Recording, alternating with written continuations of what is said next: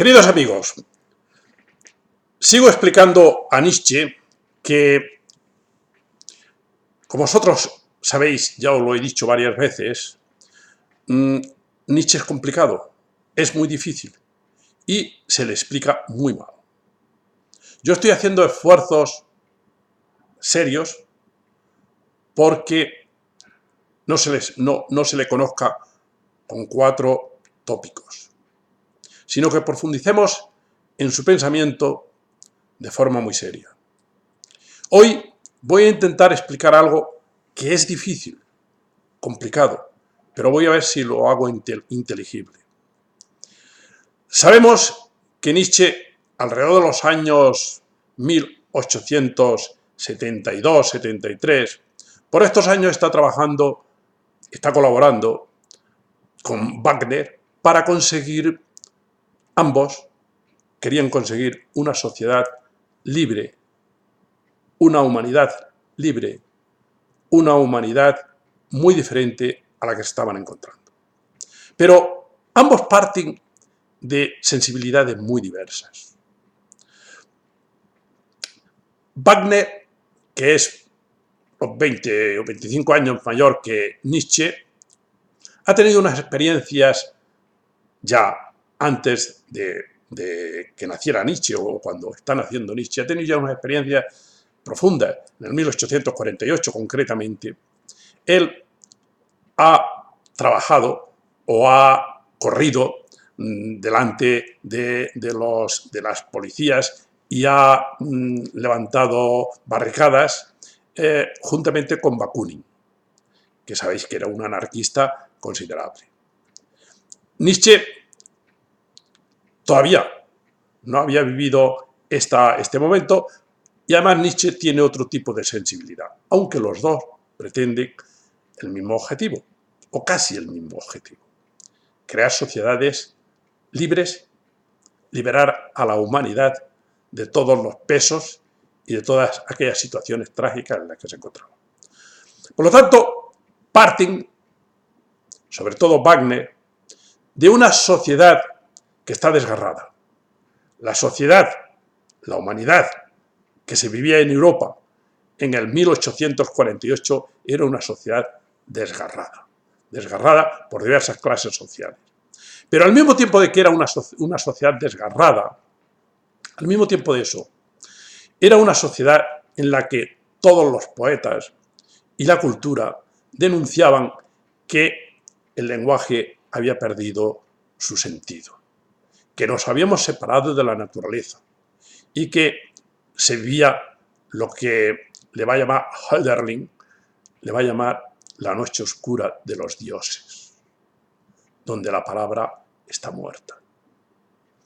Esta experiencia, esta sensación de que se ha perdido por una parte el valor de la palabra, se ha perdido el contacto con la naturaleza, que es la que nos puede dar el sentido artístico y nos puede de alguna manera sacar de esta situación de sometimiento, se ha perdido. Y se encuentran ambos, Nietzsche y Wagner, ¿qué tenemos que hacer? ¿Y cómo lo tenemos que hacer? Y ambos creen que el arte y revolución, es el título de un libro de Wagner. Wagner escribió muchas cosas, algunas muy pesadas, muy lentas y muy pesadas, muy minuciosas, pero escribió muchas cosas. Wagner sencillamente era un genio muy elevado, un genio difícil de comparar con nada. Wagner pretende, por tanto, crear una nueva humanidad. Así, es claro, una nueva humanidad. Porque él cree que con la música, esto también lo cree Nietzsche, que con la música podemos provocar unas sensaciones, podemos provocar unas emociones que eleven al ser humano y que le rescaten de esa vida que lleva dura, de esa vida que en principio es una vida negativa. Inspirados ambos en Schopenhauer, que era muy pesimista y decía que la vida lo mejor es que no hubiéramos nacido, y si hemos nacido, pues que nos moramos lo antes posible. Bueno, esa es la síntesis de algunos de esos filósofos pesimistas. Bien, por lo tanto hay que rescatar. ¿Y cómo lo hacemos? El lenguaje lo hemos perdido, y hemos perdido sobre todo la racionalidad. Al acabar la Ilustración, la razón ya se encuentra con dudas de que ella pueda superar todas estas situaciones desastrosas, desgarradoras que existen en nuestro mundo. Y esa desconfianza en la razón hace que ni Wagner ni Nietzsche acudan a la razón para explicar procesos razonables y salvar así la humanidad. La humanidad se encuentra también, según Wagner, se encuentra también sumisa, sometida a una cantidad de tecnicismos, de economicismos, se encuentra sometida a unas situaciones laborales y a unas situaciones comerciales muy desagradables y muy desgarradoras. Nietzsche le comenta a su mujer que ha estado en Londres y ha visto toda la tecnificación del puerto de Londres y se ha quedado deprimido. Bien, ¿qué hay que hacer? Pues lo que hay que hacer es crear una cultura que sea tan potente que salve de esta situación. Que haga que la humanidad tenga una sensibilidad diferente y actúen de otra manera. Pero no les sirve el lenguaje, que el lenguaje ha perdido su sentido, según hemos visto ya con Hölderlin, y que ellos le dan la razón. No sirve tampoco la racionalidad. ¿Qué hacer entonces? No sirve tampoco la religión. ¿Qué hacer entonces?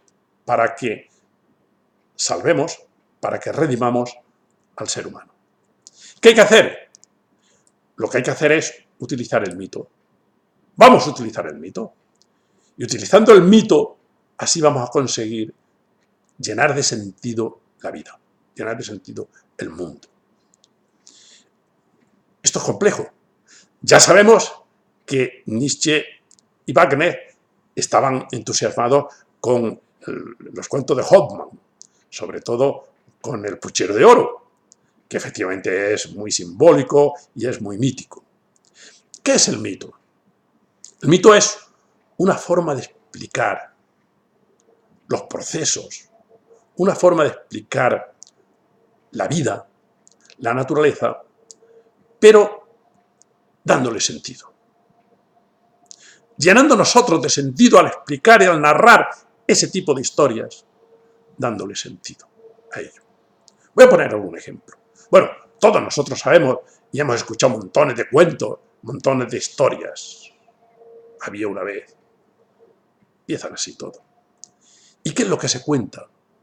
Se narran situaciones, se narran hechos, acontecimientos, que cada uno le da un sentido, le pone un sentido a esas narraciones. Claro, si nosotros, ya me anticipo al Anillo de los Nibelungos, si nosotros oímos la historia del Anillo de los Nibelungos, un anillo que está hecho del oro del Rin, y ese anillo tiene un poder absoluto. El que posee el anillo tiene todos los poderes. Tiene un poder increíble.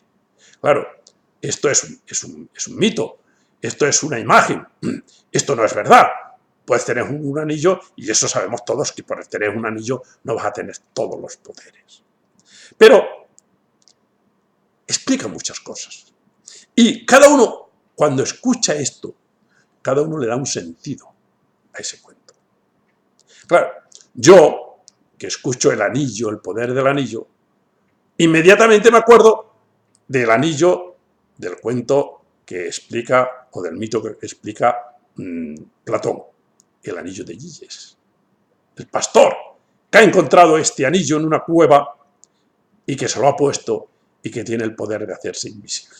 Yo le estoy dando un sentido al anillo de los Nibelungos y cada uno de vosotros le va a dar un sentido a ese cuento, a esa historia. Por lo tanto, el mito es aquel proceso, aquella forma de dar sentido a las cosas. Le vamos dando sentido a los acontecimientos. Y esto creen Nietzsche, Wagner más que Nietzsche, creen que sería la fórmula y la posibilidad de establecer un lenguaje, el lenguaje musical, que por medio de símbolos, por medio de sentidos, transforme a los seres humanos. Pero aquí hay una diferencia muy grande, aunque muy sutil, entre la sensibilidad de Nietzsche y la sensibilidad de Wagner. Nietzsche es un positivista, Nietzsche es un vitalista, Nietzsche no es nihilista, como oigo por ahí, que dicen algunos. Nietzsche no es nihilista, Nietzsche denuncia los nihilistas, pero le ponen muy nervioso que una persona se considere nihilista. Nietzsche tiene una metafísica que fundamenta su vida y que fundamenta su doctrina y que fundamenta su pensamiento. Nihilistas en este sentido ontológico y metafísico son seguramente los que van a venir después, como son los existencialistas. Pero Nietzsche no. Nietzsche no es ni existencialista en este sentido, ni nihilista. Nietzsche cree que hay que redimir la cultura y hacer otra cultura, crear otra cultura que potencie la vida, que incremente la vida, pero no que esté en lugar de la vida. No. La vida no hay que redimirla. La vida es la vida. La vida lo que hay es que incrementarla, darle un potencial a la vida, darle todo el potencial que tiene, desarrollar todo el potencial que tiene, pero ya tiene mucho potencial. Esto es importante en Nietzsche. No se puede olvidar nunca esto. Nietzsche ha sido el vitalista más grande que ha existido en la historia. Nietzsche, yo lo he dicho, era un dios de la vida, era un dios terrestre. Nietzsche ha sido el más grande defensor de la vida, incluso de la ecología. Nietzsche, que tiene esa fuerza, lo que hace es que quiere transformar la cultura, lo que quiere es redimir la cultura, es decir, salvarnos de esa cultura, salvarnos de esa cultura. Pero Schopenhauer y Wagner creen que lo que hace falta es salvarnos de la vida, crear otra vida, porque ellos sí que son nihilistas en este sentido metafísico. Para Schopenhauer no existe un fundamento, es la voluntad, pero la voluntad es negativa, hay que controlarla. Y para Wagner hay que poner algo en el lugar de la vida. Hay que poner algo. Y ese algo es el mito. Pero como el mito de los Nibelungos no va a dar los resultados que él creía, que eran los resultados de una revolución artística, no va a dar los resultados que creía. Entonces, Wagner intenta pasar del mito, hacer del mito una religión. Sacralizar el mito y sacralizar su música. ¿Por qué? Porque en realidad sabe perfectamente Wagner que su música puede producir esos efectos salvíficos y que de hecho los produce y que es una música extraordinaria, excelente, pero no para conseguir los objetivos que él pretendía. ¿Qué sucede? Que esa música sí que tiene esos efectos maravillosos, extraordinarios, pero cuando tú dejas de escuchar la música, aquello desaparece, esos efectos emocionales, en los que al principio había confiado también Nietzsche de una manera casi ciega, pero luego se da cuenta. Estos efectos no duran siempre. Y él se da cuenta que la religión sí que tiene efectos que duran siempre. Una persona que vive el sentimiento religioso, lo vive siempre, en los sueños, en la comida, en el rezo, en el trabajo, lo vive siempre. Entonces, él piensa, hay que sacralizar el mito. El mito hay que convertirlo en una especie de religión. Y ahí es donde empieza ya Nietzsche a no estar de acuerdo. Ya no estaban de acuerdo en lo más profundo de sus seres. Pero ahí Nietzsche ya empieza a darse cuenta, esto va por un camino muy diferente al que yo quería. Esto va por un camino muy distinto. No podemos poner en lugar de la cultura el mito y en lugar del mito poner la religión. No. Esto nos lleva a una situación que no es la que a mí me agrada. La verdad es que esa liberación que querían de los seres humanos, Wagner más liberación de la sociedad y Nietzsche más liberación personal de cada uno, como incremento, liberación personal de la cultura. Nietzsche y de la religión, y de todos los sentidos metafísicos que había. Es decir, el consuelo metafísico que al principio, del que al principio él se enamora o por lo menos no lo rechaza. Ese consuelo metafísico luego sí que lo elimina. Porque Nietzsche luego ya al final, bueno, cuando ya empieza a escribir sus obras de madurez, ahí ya lo que hace es utilizar un lenguaje puro, puro símbolo. Ahí ya no hay metafísicas que valgan. Ahí ya no hay religiones que valgan. Está la vida, vibrando, con todo el poder, y con toda la energía y con toda la fuerza. Ahí ya es lenguaje puro símbolo, puro metáfora. Lenguaje que él sabía utilizar también y que vamos a ir viendo en sus obras. Bien, sin embargo, Wagner se queda en esa situación. Y yo os digo lo siguiente. Si una persona escucha 1000 veces la música de Wagner, va a ser quizás muy feliz, o a muchos no les gusta. Pero puede ser que tenga sentimientos y sensaciones muy gratas. Pero ¿se encontrará más libre? ¿Será más libre? ¿Le habrá liberado esa música de situaciones artísticas o de deberes que le impiden vivir con plenitud de la vida? Yo lo dudo. Ahora bien, si vosotros dedicáis horas y horas a estudiar las obras de Nietzsche, que son difíciles, vamos a buscar claves para que las podáis entender, que son difíciles las obras de Nietzsche. Pero así siendo difíciles y todo, si vosotros leéis a Nietzsche, es muy difícil que no os liberéis de montones de situaciones y de ataduras. Es muy difícil que vosotros no deis un salto y os convirtáis en esos seres, en ese pastor que sonríe y que ríe para siempre, porque ya es un transfigurado. Es muy difícil que no se haya incrementado en vosotros esa realidad y esa vitalidad hasta llegar a conseguir esa situación del superhombre que era sencillamente un lujo humano. Lo vamos a ir estudiando. Bien, por lo tanto, ¿qué hemos hecho? Recorrer un poco qué se planteaba Nietzsche y Wagner, qué es lo que han realizado y qué es lo que han conseguido cada uno. ¿Qué han realizado en estos años?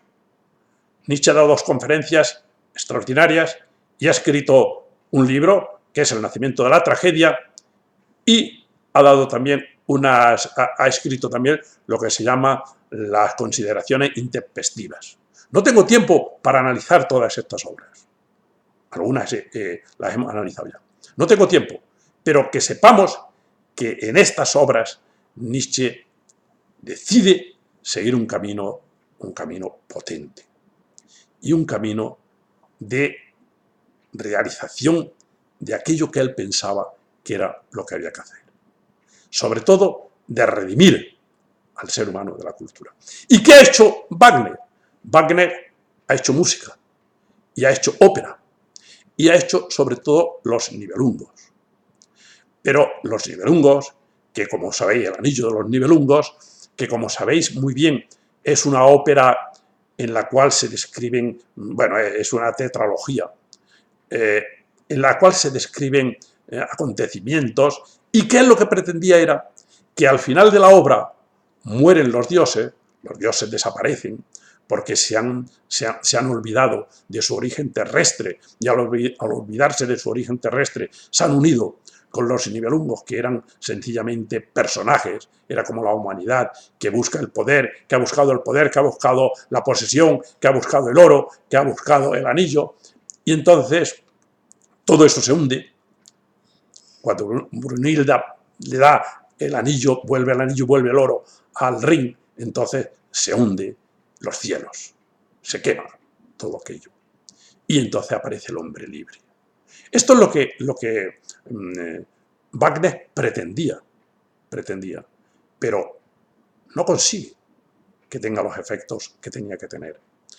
Y no lo consigue también porque no ha conseguido sensibilizarse con la filosofía y con el pensamiento y con la cultura griega, que es una cultura de luz, es una cultura donde el Partenón está lleno de luces. No ha sido capaz de fijarse en mitos del sur, que son mitos con mucha luminosidad. ¿Y qué es lo que ha pasado?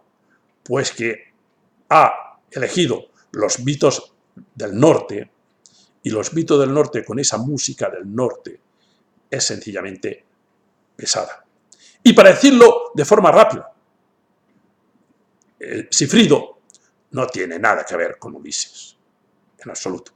Sigfrido es el personaje de la mitología vikinga, de la mitología del norte, y no tiene nada que ver con un personaje o con los personajes del pensamiento de los griegos, del pensamiento que allí Homero había explicado.